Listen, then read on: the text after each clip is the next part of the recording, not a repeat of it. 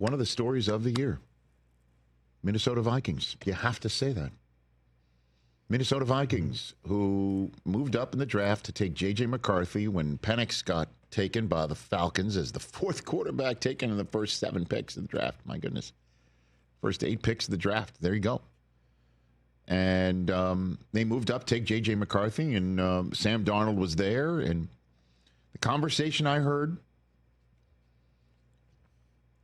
leading up to the draft, after the draft, is that Kevin O'Connell, head coach of the Minnesota Vikings, after taking Sam Darnold from free agency, after Kirk Cousins left in free agency, Sam Darnold, he told, listen, we may draft a rookie.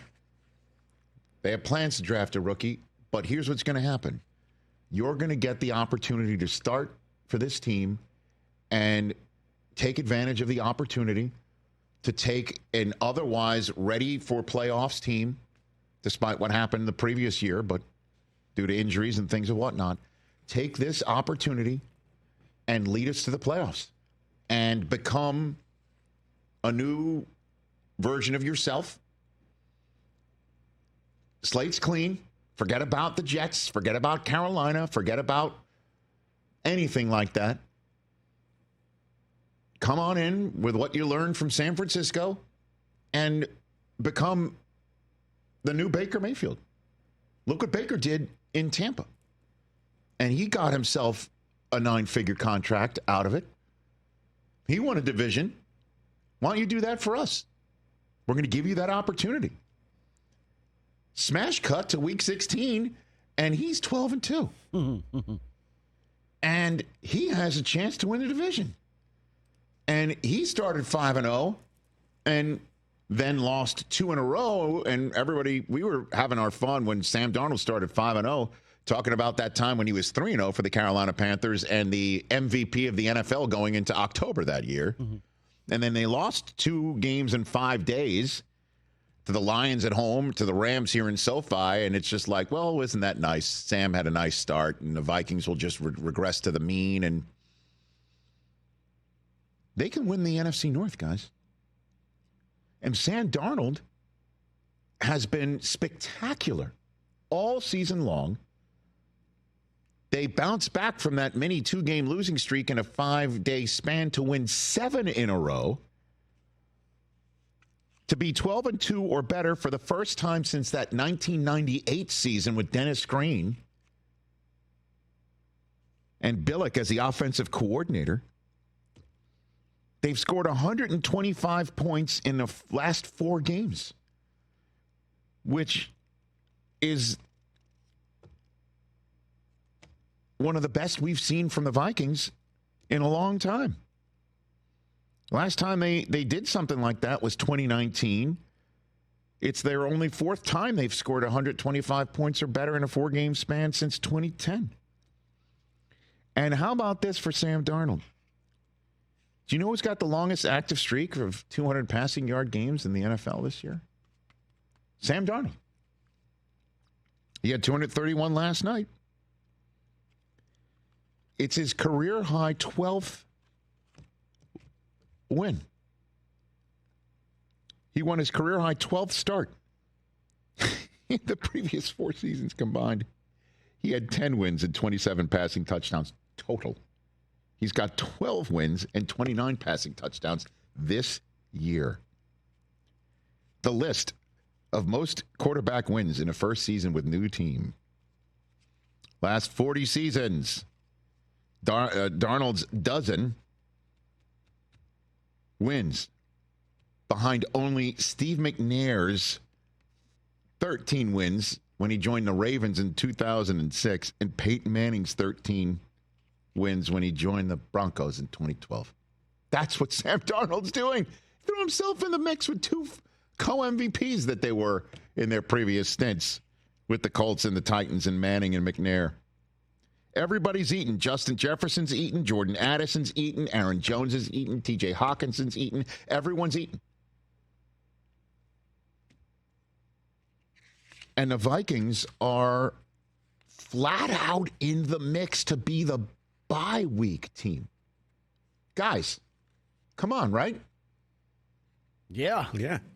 They could be the 1 seed the rest of the way. Minnesota's final 3 games. They're at Seattle, home for Green Bay, and at Detroit. So they've got some serious slugfests with 3 teams that are in playoff mixes for sure. And then that last game at Detroit could be for the whole shooting match. Philadelphia has a tough game at Washington. Home for Atlanta, at Dallas. They could win out for sure. You know, that's going to be the last game of the year, right? Which is what? Minnesota at Detroit? Detroit for the North, or maybe the 1 seed? It's entirely possible. Certainly for the North. You could, guys, it's entirely possible we could see a 13-win wildcard team in the NFC. We're gonna, right? Mm-hmm. We might see a 14-win wildcard team in the NFC. Somebody can win 14 games and say, sorry, you got to start on the road. You got to go to Tampa. You got to go to Los Angeles, potentially, to take on 2 teams from last year's playoffs in their house. Thanks for winning 14 games. Too bad. And that team could be the Detroit Lions. And that's what Sam Darnold has done with his opportunity. Now, this is a conversation to be had once it's all said and done. Cooper's talking to me about it quite a bit, my 13-year-old at home, because, you know, I've raised him, right? And he roots for 2 college football teams, Michigan and whoever plays against Ohio State. So he's genuinely concerned about J.J. McCarthy's opportunity to start next year. And he's like, what happens with Sam Darnold?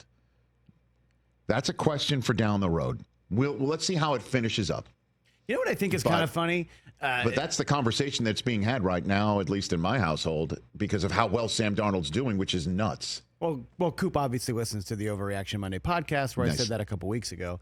You know what's kind of funny? And they both played last night. Everyone after the draft talked about how dumb it was to draft Michael Penix by the Falcons, which I'm sure we'll get to later.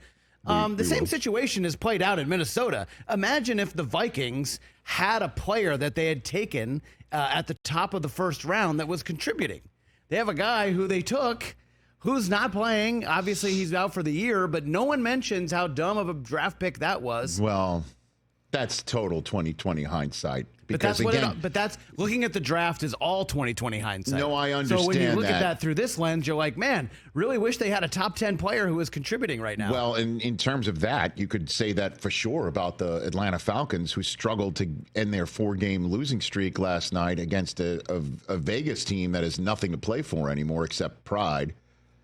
And you're wondering if Penix is going to be moved into the starting role even in the final weeks of this season because of how Cousins is playing. You could make that case for Atlanta that we were saying on that night. But for terms of the Minnesota Vikings, nobody thought, other than maybe Sam Darnold, his family, and people, or Jordan Palmer, you know, and anybody in his circle, and Kevin O'Connell, thinking that he could be not only successful, but put the Vikings in position to win the conference. And Kevin O'Connell in position to be coach of the year. That's what's playing out for the Minnesota Vikings. And a ton of fans of theirs, man, after they started 5-0 and then lost 2 in a row, like, well, here comes that 5-12 season.